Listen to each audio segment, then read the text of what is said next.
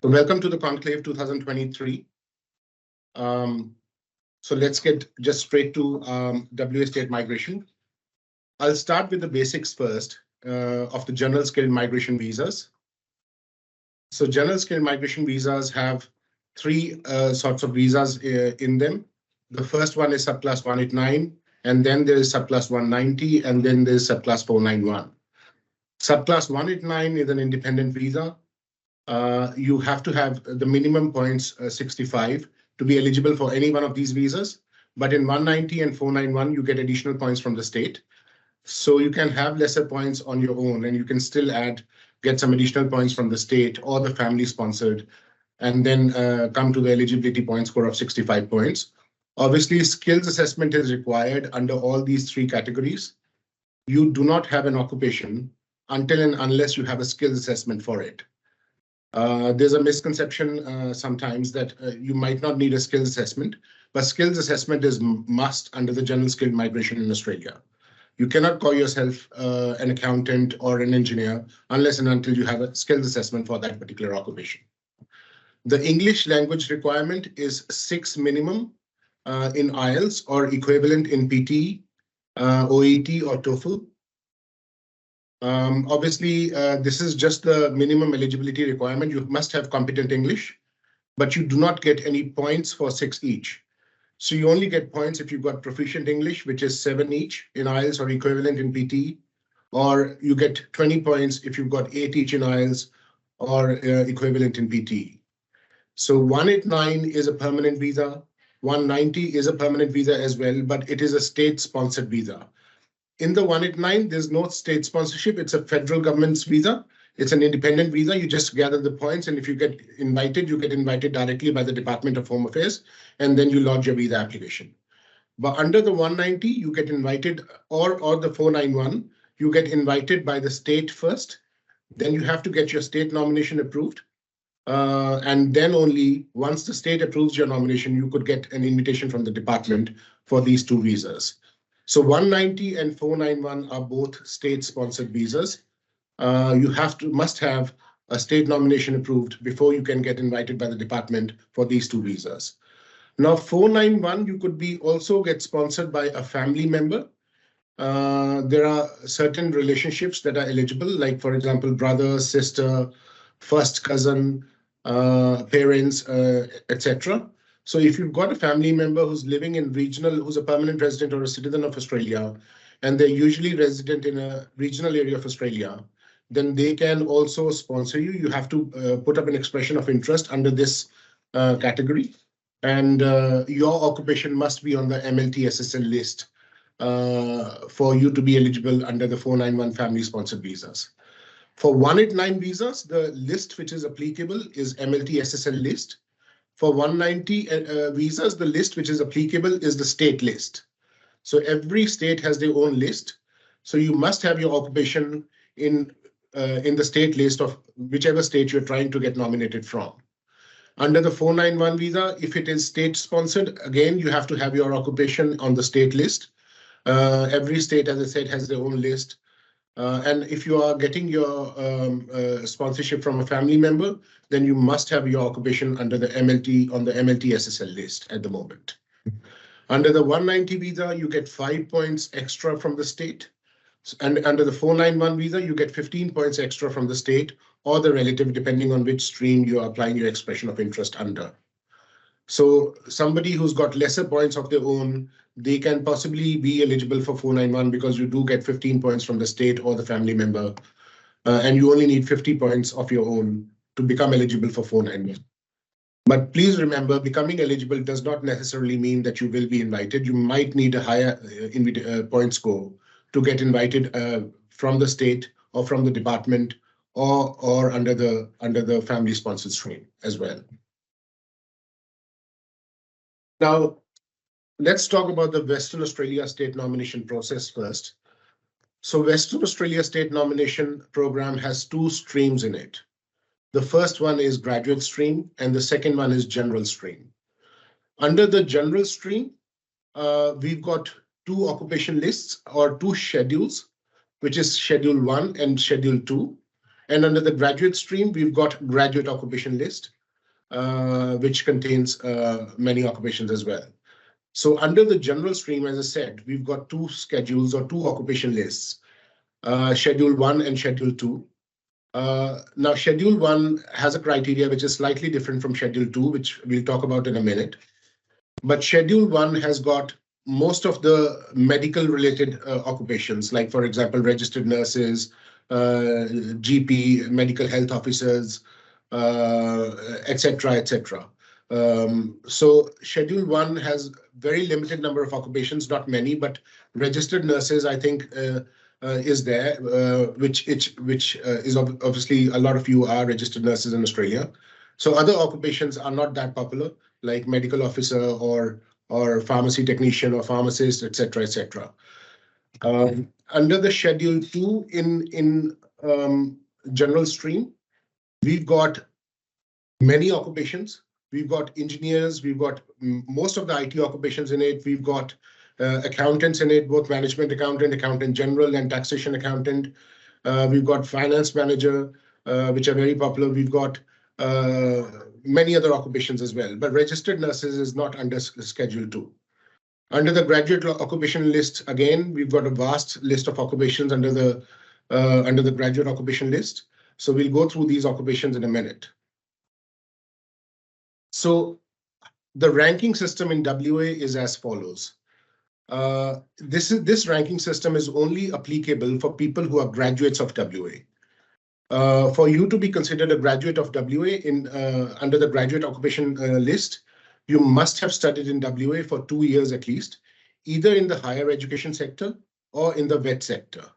Now, VET sector is any certificate 3 or above course, leading up to diploma and advanced diploma, whereas higher education starts from bachelor's degree. So you must have either studied 2 years in higher education sector, 2 years of full-time study in higher education sector, or in the VET sector.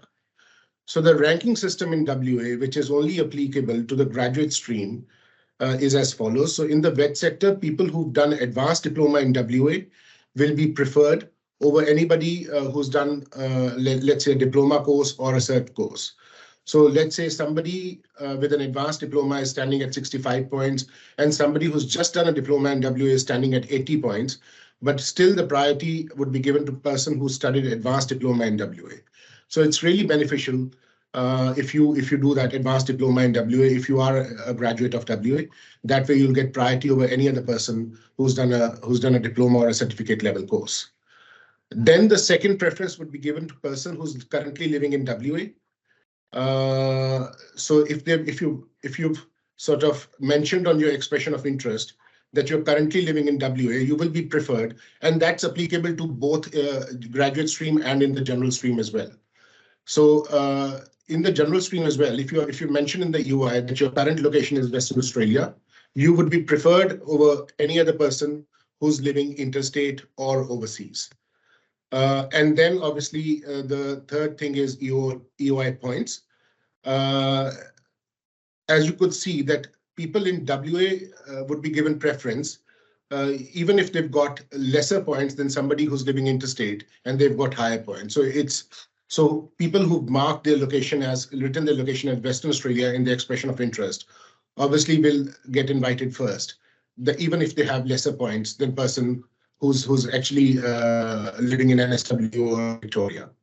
And then the fourth criteria is that your EOI submission date. So the older your EOI submission date, the better your chances are of getting invited.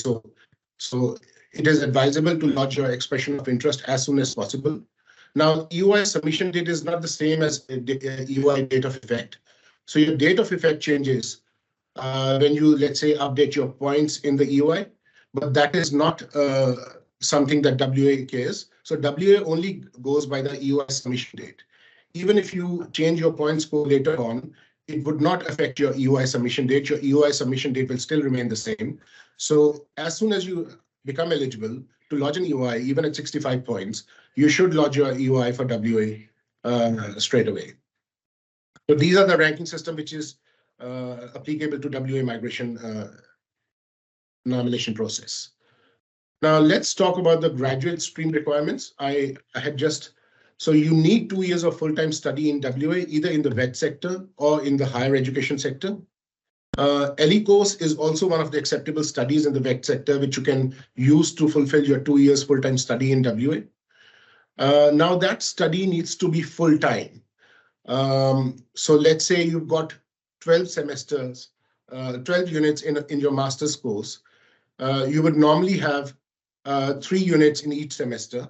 You must have studied 3 units in each semester to be considered full-time. Let's say you've studied 2 units in one semester, then and 4 units in the other one, you might not be unless and until you've got an approved reduced study load letter from the university. They might not approve you, saying that the first semester that you did 2 subjects in is not a full-time semester. You did not have a full-time study load in WA, and that's why they could possibly refuse your state nominations. You must remember that 2 years of study has to be full-time in WA. It cannot be part-time or at a reduced study load until and unless you have you've got reasons for the reduced study load, you were sick or something like that, and you've got an approval from the university as well. Now you could study multiple courses to make 2 years of study in WA. So you could use a certificate course or a diploma course or an LE course. So any of these courses or 2 masters or 2 bachelors to make up for the 2 years of study in WA. So it's not like you just have to do one diploma, which is of 2 years duration. You can use multiple courses to make up for the 2 years of study in WA. But again, the study has to be full-time in WA. Under the graduate stream, the other requirement is that your occupation should be on the graduate occupation list. So as I said, there are a vast number of occupations on the graduate occupation list. I'm pretty sure all the popular occupations in Australia, like engineers, IT, accountants, the trade courses like chef, tiler, all of them are there on the graduate occupation list. It's a pretty vast list. So somebody who studied from WA will mostly find their occupation on the graduate occupation list. Plus, please remember, you must have a skills assessment for an occupation before you become eligible to get nominated under that occupation. So earlier in the 2021-22 program, there was a requirement that you must have a 6 months experience in your nominated occupation, or if you don't have that, you must have a 6 months job offer letter in your nominated occupation or closely related occupation to become eligible for WA state nomination. But that requirement was done away in the 2022-23 program year. So there's no longer a requirement for any work experience or any job offer letter, whether it be for subclass 190 nomination or whether it be for subclass 491 nomination under the graduate occupation list in WA. So there's no requirement at all. So all you have to do is have to have a skills assessment for an occupation under the graduate occupation list, must have studied in WA for full time for 2 years, and that's pretty much it. You become eligible. Of course, there are other criteria such as the English criteria, which you need to fulfill as was mentioned by me earlier. So yes, again, the English language requirement, you must have competent English in IELTS or PT, but you do not get any points for English, for competent English. You only get points for proficient English, which is 10 points, or superior English, which is 20 points. Proficient English is 7 each in IELTS, and superior English is 8 each in IELTS or equivalent in PT. Now, these are the general stream requirements. As I said, under the general stream, we have 2 schedules, Schedule 1 and Schedule 2. They have a slightly different criteria. Under the Schedule 1, you must have 1 year of experience either in Australia, and that experience could be anywhere in Australia. It doesn't have to be in Western Australia. So it could be must have 1 year of experience in your nominated occupation, or you must have 1 year of experience from overseas in your nominated occupation. So, for example, let's say somebody who's a registered nurse in Australia, and they were registered back in the home country as well, and they've got 1 year of experience as a registered nurse from back home. That experience is sufficient to fulfill the requirements of Schedule 1. So it could be, as I said, it could be either from overseas or from Australia. It doesn't matter. You must have 1 year of experience. And even if you were getting paid in cash while you were working overseas, that's acceptable by WA as well. All you need is a reference letter to prove that you had 1 year of experience overseas and some payment evidence or employment contract, etc. So they're not very particular that the payment should be in bank or anything of that sort, right? And under Schedule 2, there is no requirement of any experience whatsoever. So under Schedule 2, all that is required is that you have a skills assessment for an occupation that is under that list. That is enough for you to get invited. There's no requirement for 1 year of experience as is required under Schedule 1 from either Australia or overseas. Now, under both Schedule 1 and Schedule 2, if you do get invited for 190, you must have a 6 months job offer letter or a job contract from an employer in WA in your nominated occupation or closely related occupation. Now, this requirement is not applicable on 491. So if you get invited under the 491 visa from the state, there's no requirement to show 6 months job offer letter anymore. It used to be there. The requirement used to be 1 year before, 1 year of job offer letter. Under Schedule 1, it was required for both 491 and 190. Under Schedule 2, it was only for 190, and it used to be 1 year. But those requirements have been reduced dramatically. So it's only required for 190 invitation now, no longer required for 491 from WA. So 190, you need 6 months job offer letter from an employer in WA in your nominated occupation or closely related occupation. Now that job has to be full-time, has to be of a minimum duration of 6 months from the date of your application, of this when you lodge your application. And the full-time in WA under the WA criteria is 35 hours per week. You can even have 2 jobs to make up for 35 hours per week, fulfill the job requirement. So let's say you get a job of with 20 hours per week and you get a second job with 15 hours per week. And if you show both these jobs and have both these jobs have 6 months minimum duration in WA, so that should be sufficient to fulfill the criteria for WA under the general stream. Again, the English language requirement remains the same. Now it's 6 for all the occupations in WA. It used to be 7 for most of the occupations, except for the trade occupations, but now it has been reduced to 6. So you only require competent English to be able to fulfill the criteria, the English criteria under the WA general stream. So yeah, as I was explaining earlier, the requirements for job offer letter, I'll just repeat that. So 1 full-time or 2 combined part-time to make up to 35 hours in your nominated or closely related occupation. The job has to be in WA from an employer who's got a physical location in WA. It cannot be sort of working at home job. And your employer is based in NSW. Simply because you're sitting in WA doesn't mean, and working in WA from home will not fulfill that criteria. So the employer must have a physical location and an office in WA, and they should be operational. There are various evidence that the WA asks for to check whether the business is running in WA and business has got a physical location in WA. And they must have that in order for you to be able to fulfill that criteria. You have to be paid on market salary rates. So market salary rate can be determined through various factors. It can be determined through an award, which might be applicable on your occupation. It could be determined through advertisements that are posted on various job sites for your occupation with a similar experience. So let's say you are actually working as, you got a job as a mechanical engineer. You find 2 advertisements which state that, okay, graduate mechanical engineers are being jobs which advertise their salary as 70,000 per annum.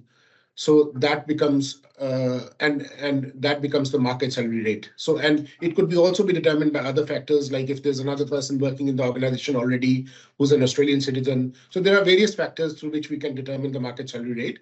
But the job should be, you should be getting a salary according to the market salary rate. Then only you could fulfill the requirement. And as I said earlier, the minimum duration is 6 months from the date of application. So when you get invited by WA, you get 28 days to lodge your application. So let's say you got an invitation from WA State on 1st of Jan. You will have until 28th of Jan to lodge your application. And let's say you lodge your application on 28th of Jan.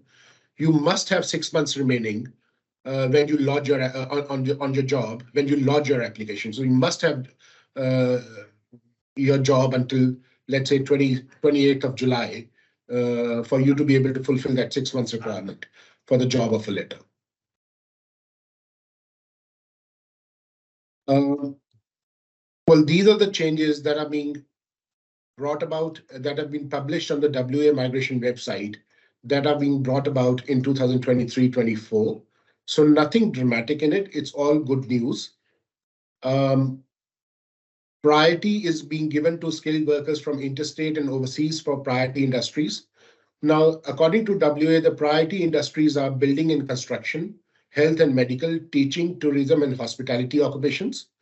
So, and also, as I was telling you earlier, that for 190 applicants from interstate under the general stream, you need a 6 months job offer letter for most of the occupations. But in the 2023-24, what they've announced is that if you get invited under 190, even under the general stream, you do not need to provide a 6 months contract of employment for building and construction trade occupations. Now, building and construction trade occupations will include occupations such as carpenter, stonemason, tiler.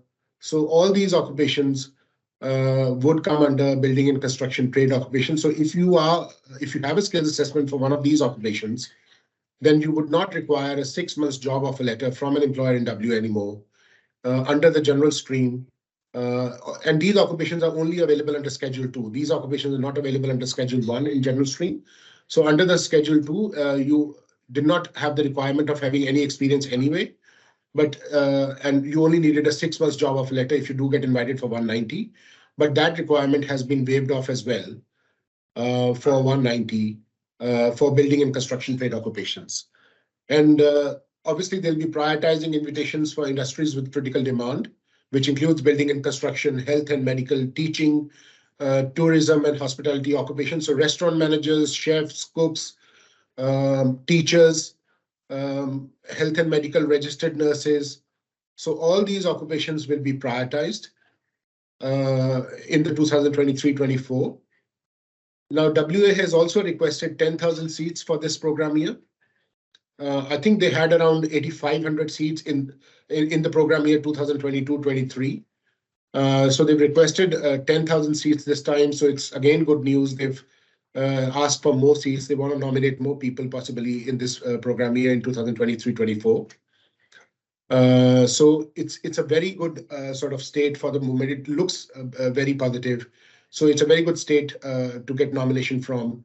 And it is actually inviting people from interstate and graduates. So as I said, we've got 3 occupation lists, one under the Schedule 1, one under the Schedule 2, and one under the Schedule 3. So basically what they do is they divide like 33%, 33%, and 33% invitations under each of these occupation lists. But there's a far less competition under the graduate occupation list. So the cutoff in the graduate occupation list is sometimes much less than what it is under the Schedule 2 and Schedule 1. But we've seen last year that people did get invited even at 70 points, 65 points, even under the general stream in Schedule 2 and Schedule 1, which is not a very tough score to. You only become eligible at 65 points, and you were getting invited from WA under most of the occupations, even at 65 points or 70 points. So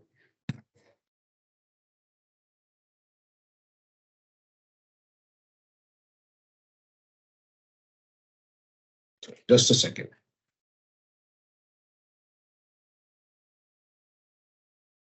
I'll just check whether we've got any questions or not. Just bear with me.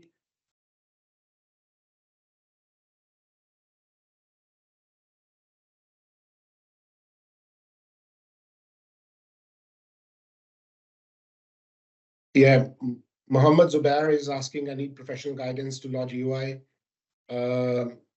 Well, certainly, Mohammed, EOI is one of the most important aspects of starting your migration journey, because if you do some mistake in EOI, you will possibly only get to know about that mistake later on after you've lodged your visa, you waited your during your processing time, and then after a year or so, you will know that you probably did something wrong in your EOI. So yeah, if you think that you need professional guidance for lodging an expression of interest, I think you should take it, and it's a good idea to take professional guidance. I've got another question here which says, I currently reside in Perth, WA, and pursuing a Masters of Engineering Mechanical. Unfortunately, WA does accept online. I mean, if you've, unfortunately, my last two subjects are being conducted online. I'm concerned about how the situation might impact my application. Well, unless if your university has given you some genuine reasons why it's conducting the subjects online, it should be fine with WA as well. Because remember, under the student visa conditions, you can study a certain percentage of subjects online as well.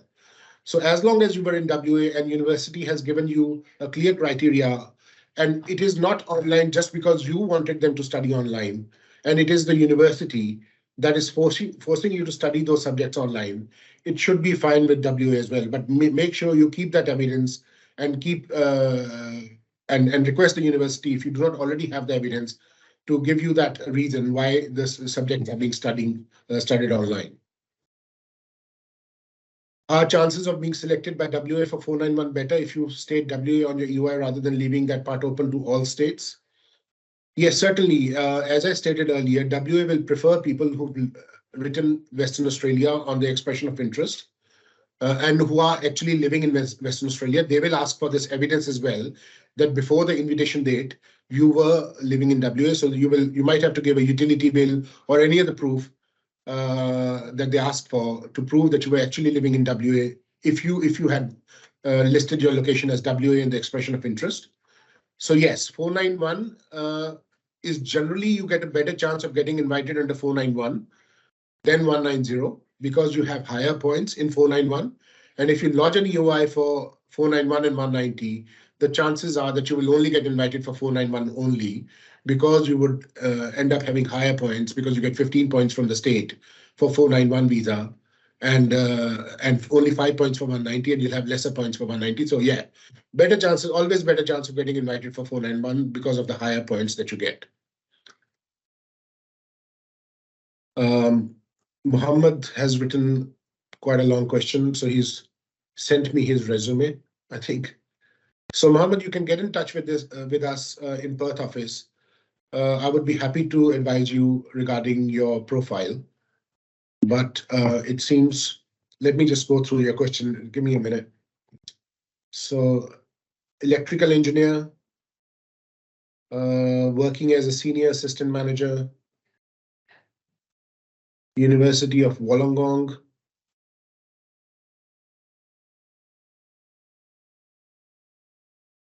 Yeah, certainly. It doesn't seem clear which skills assessment. So you've got automation and control engineer from Engineers Australia. Yeah, certainly. So yeah, you can apply for WA. As I said, WA is making a strong representation for the 2023-24 program years as well. So they have requested 10,000 seats, and we believe that the invitation rounds are going to be as strong as the program year 22-23. So yes, if your occupation is under the general stream in Schedule 2, then you can definitely apply. And it's better if you move to WA, because people living in WA would be preferred over people living anywhere else at the moment. Sir, can you let me know what is the processing time for 189 and 190? See, for both these visas, the processing time is around 7 to 8 months for normal occupations, but some of the occupations are getting processed earlier than the other ones. For example, teachers and registered nurses, etc., or even some of the other health and medical occupations are getting processed much quicker, like even in 2 months' time or 1 month's time. But normally it is 7 to 8 months for both of these visas, so you can either go for either one of them. It doesn't really matter. Yes, correct. So do you have any idea on when the WA round, as they didn't have anyone in June? Well, that's correct. They did not have any round in June. This was the only month when they did not. So this is the last month of the financial year. So they did not conduct any round in this month. So we are hoping that there'll be a round in July, and the rounds will start as normal, unless and until the allocation gets delayed somehow, because this has happened earlier as well. WA did not get the required allocations on time, and they did not do rounds in the beginning of the year. But if they get the allocations on time and everything goes as per the plan, I think we should be expecting the next round in July now. Could you please provide guidance on the minimum points required to receive an invitation for the occupation of mechanical engineer? See, I think mechanical engineer, they've run out of their quota for this particular occupation. They had run out of this quota for this, but so WA does allocate a quota individually to individual occupations as well. It's not like if they've got 5,000 seats, they'll invite 5,000 accountants or 5,000 business analysts. So I think they had run out of the quota for mechanical engineer a couple of months ago. So they did not invite any mechanical engineer in the last 2 rounds that were held. But when they get their quota refreshed, when they get the new quota, when they get the seats allocated in the next year, I think if you're a graduate of WA, you could get invited with as low as 65 points, really. You got invited for 491 Queensland. I increased 10 points after my invite. I just got job offer from WA this week. Can I go for 190 with 80 plus 5 points in WA? Certainly you can, Mihir. You can, as I said, 85 points is pretty good score for this particular occupation. Mechanical engineer even for interstate people who've studied it interstate, not in WA, under the general stream. So you can certainly apply for the expression of interest.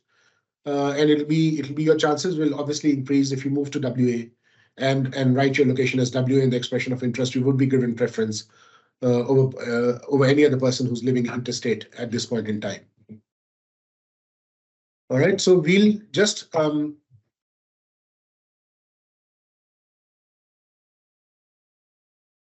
second.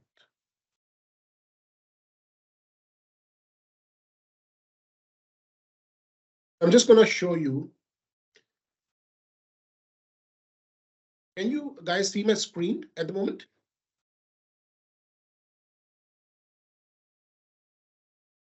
Yes, Ranjan, it's visible. Oh, yeah. OK, so you can see my screen. So the questions were already visible to people. Yeah, I was wondering. That's fine.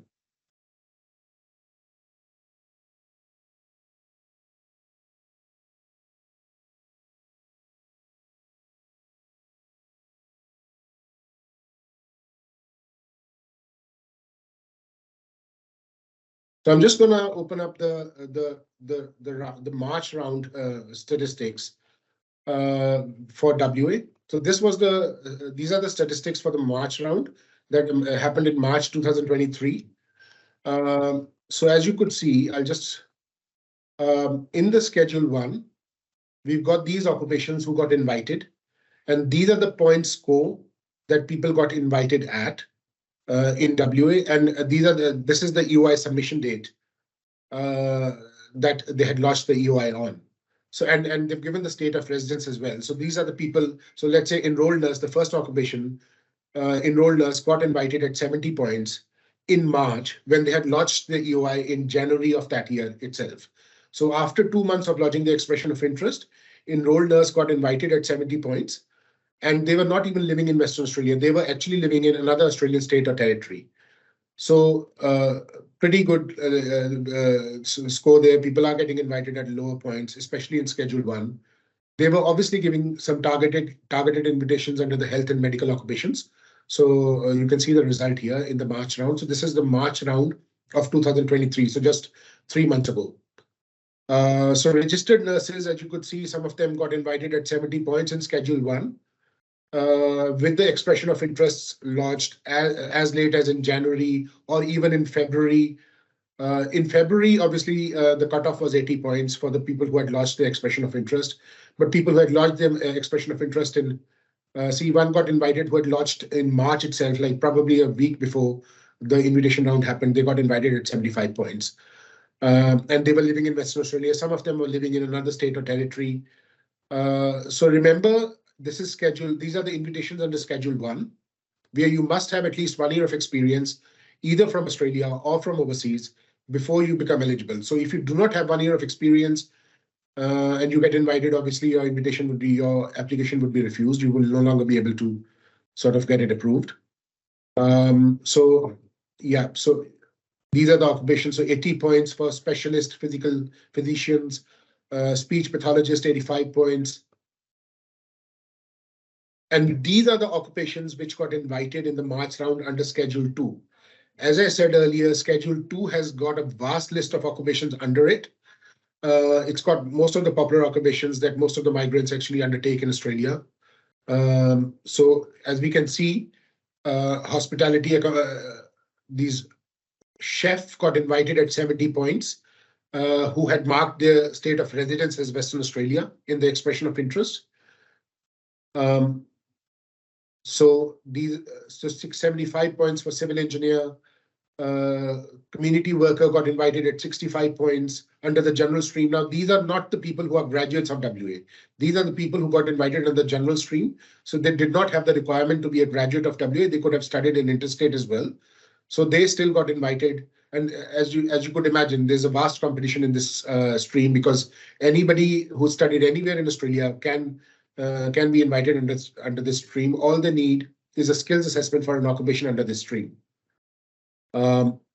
Cooks got invited at 65 points for an expression of interest that was lodged in November 2022. So after around 4 or 5 months of lodging an expression of interest, the cooks got invited at 65 points. ICT business analyst, 65 points. Project manager, 65 points. Security specialist, 65 points. Management accountant, 65 points. So these are the statistics from the WA website. So these are the cutoffs for various occupations under the general stream. Now, if you move on to the graduate stream, again, the cutoff is as low as 65 points for most of the occupations. So under the graduate stream, so we see chefs getting invited at 65 points for. This was an older EUI, but anyway, people did get invited even at 65 points with the later EUIs as well. ICT business analyst, again 65 points. Security specialist, 65 points.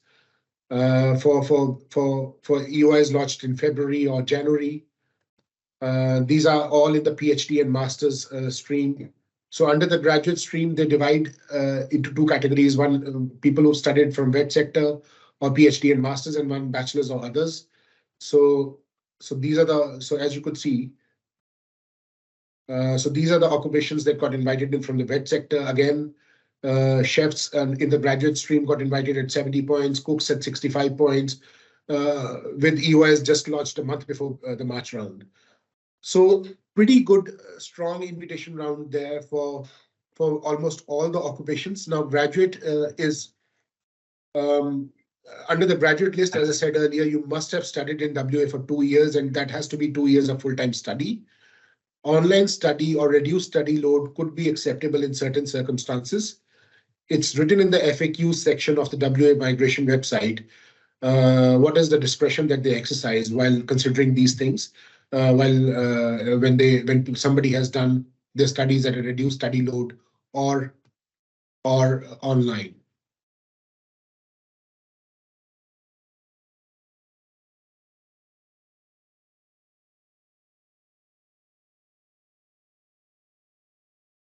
You mentioned that people living in WA have a better chance. Would that be applicable to people who are on with? Yes, certainly. So if you're living in WA, that's fine as well. Even on a visitor visa, as long as your location is Western Australia, you've got a valid visa, that should be fine. They will still prefer people who are inside Western Australia with a valid visa here. So Engineers Australia accepted my experience from July 16 to Feb 2023, but I'm still working with him. Mention my experience in the expression of interest or till date or till February 2023. Thing is, Mohammed, you can mention till date as well, as you're still working with the organization. So you are actually gaining that experience. But sometimes what happens is that when you list your experience on the expression of interest, let's say, because you get like 5 points for 1 year experience and 3 points for 10 years, 10 points for 3 years experience. So if you mention until date and you leave the end date blank, basically your points will automatically increase when that benchmark is reached. So let's say you reached 3 years as per the dates mentioned on your EOI and the end date was blank. The EOI will automatically update your experience points to 10 points for the experience because you've reached that 3-year benchmark. But in the meantime, if you had stopped working for that organization and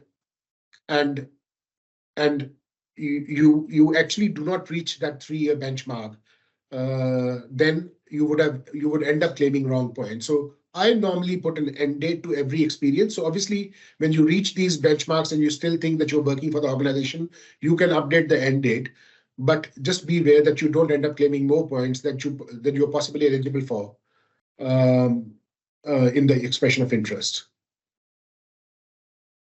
So Sujana is asking, how many months does the whole PR process take if we finish the medicine degree? Is it the same after completing a nursing degree, and how is it different in education or master or teaching or early? Well, Sujana, the thing is that some of the occupations are getting processed earlier than the others.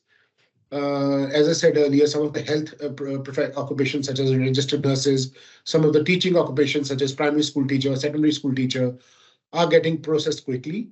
But as far as getting an state nomination process generally takes around 2 months. After you lodge the visa, 190 or 189 or 491, they're generally taking around 7 to 8 months. It doesn't matter whether you are lodge the visa on the basis after you've done your PhD or your vet sector course or your bachelor's.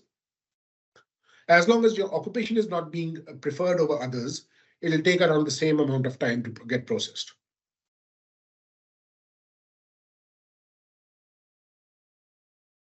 I'm an offshore candidate and I have mechanical engineering technician.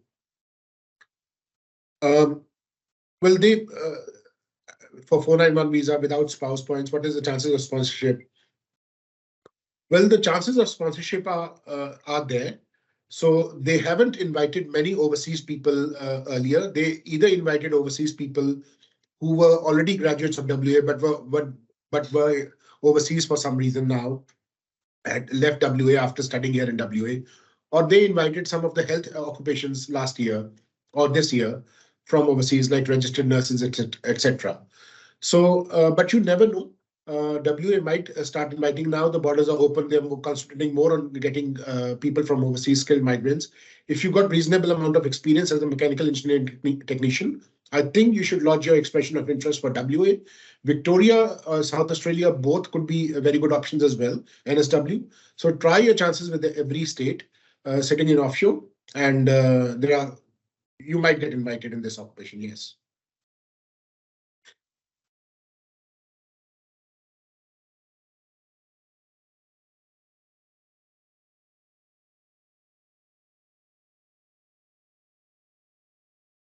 So any other questions that you guys might have regarding the WA state migration, you are more than welcome to email me or actually call in WA office and book an appointment if you have to.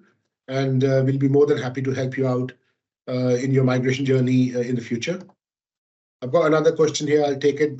My work experience is 5.5 years. VetSS has given me 4.5 years. What should I mention in the EOI? So, well, if the VetSS says that you were deemed after a certain date, I would rather prefer you only claim your experience after that deemed skill date. So go as per the VetSS, but in some circumstances, you could claim that 1 year of experience as well, depending on what level of education you had before.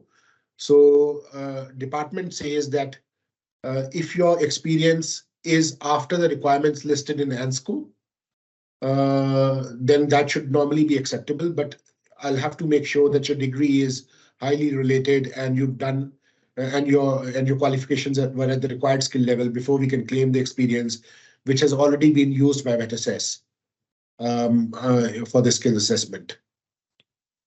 Chances of being invited as an accountant from overseas high? No, I don't think so. Accountant from overseas is not very high, to be honest. You could try states like, if you've got experience, you could try states like, you should actually try for all the states, NSW, Victoria, all of these do have this occupation now. So yeah, just apply under all the states to maximize your chances of getting invited.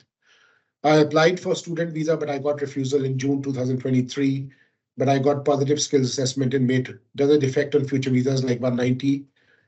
No, the refusal of the student visa no longer affects your 190 or 491 because both these subclasses have been exempted under Section 48 of the Act. Earlier, if you had a student refusal, you would not have been able to apply for these two visas while you are inside Australia, but now you could. And also the state criteria does not prohibit you to apply for the state nominations because they still invite people who are Section 48 barred or who've had refusals in the past in Australia. So go for it. Even if you've got a student visa refusal and you've got a positive skills assessment, I think you should go ahead and apply your expression of interest. And if you're in Australia, if you're in Western Australia, your chances of getting invited would be very high. Right. So that's it from today for the Western Australia state migration nomination process. So things are looking positive for Western Australia. They've asked for 10,000 seats this financial year as well, which is 2023-24, which is starting from 1st of July. We are expecting the next round in July, if everything goes as per the plan. And we are expecting the point score to be the cutoff for the invitations to be pretty less as well. So Western Australia is a great state to sort of lodge your expression of interest for and get nominated by. We've got plenty of occupations under Schedule 2 and Schedule 1, as well as under the graduate occupation list. So, and email me your query or call the Perth office anytime you like if you need our services for any of your migration-related queries. Thank you so much, guys. Thank you.